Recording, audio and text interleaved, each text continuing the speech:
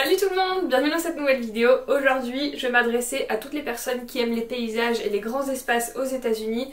Si c'est quelque chose qui vous plaît, le sujet de cette vidéo devrait vous plaire. Aujourd'hui, on va parler donc du Super Bloom en anglais. Ça n'a rien à voir avec le Super Bowl, donc rien à voir avec la NFL.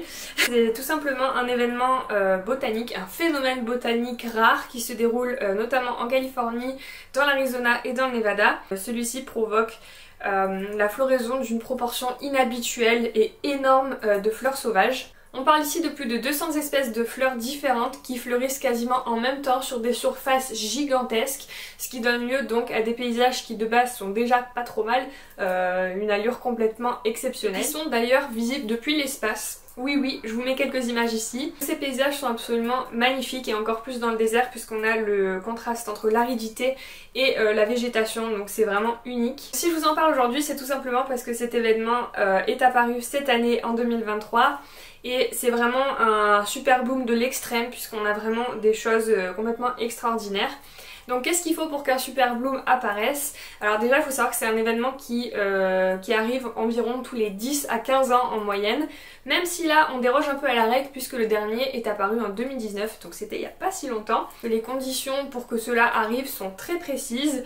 Donc tout d'abord il faut que l'hiver ait été humide, donc avec beaucoup de pluie voire de la neige. Mais aussi des températures vraiment fraîches. Mais il faut que cet hiver-là arrive après des années de sécheresse. Donc là c'est ce qui s'est passé depuis 2019, il n'y a eu que de la sécheresse et là cette année c'était un hiver particulièrement humide avec énormément de pluie. Ce qui explique cela, c'est qu'en fait les fleurs sauvages annuelles ne germent pas pendant les années de sécheresse, elles restent dans le sol en dormance et c'est que quand les conditions sont vraiment parfaites, sont toutes réunies, qu'elles ressortent. C'est le cas quand il y a de l'humidité, quand il y a de la fraîcheur, quand elles ressentent qu'il y a une différence après la sécheresse, c'est ce qui permet l'éclosion des fleurs. Alors quand est-ce qu'on peut observer ce phénomène et combien de temps? Alors déjà il faut savoir qu'un super bloom on peut pas le prédire, c'est extrêmement difficile de dire si en 2025 par exemple il y aura un super bloom ou pas. En tout cas vous voyez qu'en moyenne il n'y a pas 2 années qui se suivent où il y a eu des super blooms, donc par exemple cette année il y en a eu un, c'est très peu probable que pendant les prochaines années il y en ait un, donc ça vous le saurez vraiment qu'au dernier moment, mais en tout cas ça se situe toujours au printemps, donc on va dire entre la fin février début mars à fin avril début mai gros maximum. Après combien de temps ça dure, ça dépend encore une fois des conditions météo. Si les fleurs sont sorties et que tout à coup il se met à faire une sécheresse de l'extrême, là les fleurs vont toutes mourir et ça va pas durer. Par contre si comme cette année on va alterner entre du soleil et un petit peu de pluie de temps en temps, ben là le phénomène va durer, ça peut durer jusqu'à 2 mois. Où peut-on les observer? Alors il faut savoir que les super blooms existent depuis des millénaires. Les colons espagnols, quand ils ont colonisé la partie ouest des États-Unis, en parlaient déjà dans leurs écrits. Les communautés tribales, elles, ramassaient les graines comestibles et après mettaient le feu aux champs, intentionnellement, ce qui favorisait la repousse des fleurs chaque année. Donc c'est un petit peu comme le cas avec les séquoias, parfois le feu peut donner la bonne santé aux végétaux. Puisqu'on parle un petit peu d'histoire, dans les années 1900, la floraison a continué, notamment dans le comté très peuplé de Los Angeles, ça a continué à fleurir et les Angelinos étaient tellement fans de ce phénomène qu'ils montaient tous dans les trolley et allaient déjà voir tous les champs de fleurs. L'événement a toujours suscité beaucoup de curiosité et d'émerveillement. En même temps, c'est tellement joli que ce serait difficile de rester neutre face à ça. Donc si vous avez la chance de tomber sur une année à super bloom, sachez que vous verrez des fleurs absolument partout, tout du moins en Californie. Quand on a fait notre voyage cette année, c'était donc une année à super bloom et on a vu vraiment partout, que ce soit dans la côte, dans les terres, dans le désert, il y en a vraiment partout.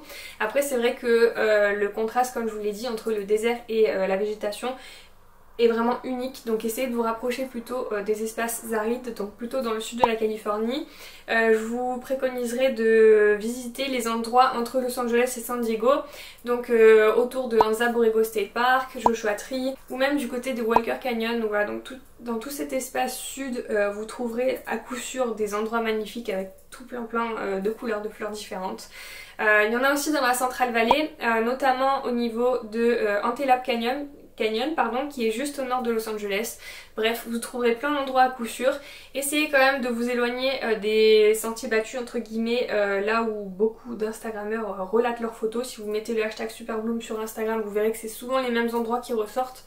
C'est bien parce que c'est spectaculaire, mais le problème c'est qu'il y a toujours beaucoup de monde, alors que vous pouvez aussi tomber sur des endroits magnifiques, beaucoup plus sauvages et où personne ne va, ou quasiment. D'ailleurs à propos de ça, pour terminer cette vidéo, j'avais envie de vous parler un petit peu du comportement humain puisque on s'est rendu compte qu'en fait ce qu'on voit aujourd'hui est bien moins important que ce qu'il y avait il y a 300 ou 400 ans. Donc la faute un petit peu au changement de climat bien sûr, mais aussi à l'expansion des humains puisque avec les constructions, le Superbloom a eu de moins en moins d'espace pour pouvoir exister, même s'il en a encore plein. Les États-Unis sont remplis d'espaces naturels, donc bien sûr qu'il y a encore de la place pour les fleurs sauvages, mais par rapport à avant, il y a quand même moins de territoire où elles peuvent vivre. Donc les constructions, le climat c'est une chose, mais il y a aussi le fait que certaines personnes s'approprient les champs en voulant faire des bouquets de fleurs ou en voulant avoir la meilleure photo instagrammable possible, donc ils n'hésitent pas à piétiner les fleurs, à les s'allonger dedans, à se mettre vraiment en valeur autour des fleurs. Le problème c'est que la photo dure quelques secondes, mais après c'est des fleurs qui sont fanées, qui ne poussent plus, donc ça cause aussi l'extinction de certaines espèces, et puis forcément si tout le monde fait ça, à la fin il n'y a plus de paysage, donc c'est vraiment dommage. Mais je sais, j'ai confiance en vous, je sais que vous aimez les parcs nationaux, les espaces naturels, donc je doute pas que la plupart d'entre vous savent déjà qu'il faut pas faire ça, ça paraît un peu logique. Si on veut continuer à pouvoir profiter de ces espaces naturels, il faut les protéger, et les protéger ça veut dire il faut pas se les approprier, il faut pas toujours vouloir posséder les choses et juste profiter en restant sur les chemins. Bref, je suis pas là pour faire la morale, mais c'est juste triste qu'il y ait autant de personnes qui en prennent pas conscience. Bref, j'espère que cette vidéo vous aura plu, vous aura fait découvrir un autre aspect de la Californie. Magique Californie, c'est un trésor cet état et elle nous surprendra toujours, notamment par ces événements un petit peu particuliers. Voilà, merci beaucoup d'avoir suivi cette vidéo et je vous retrouve bientôt pour le début des vlogs en Californie.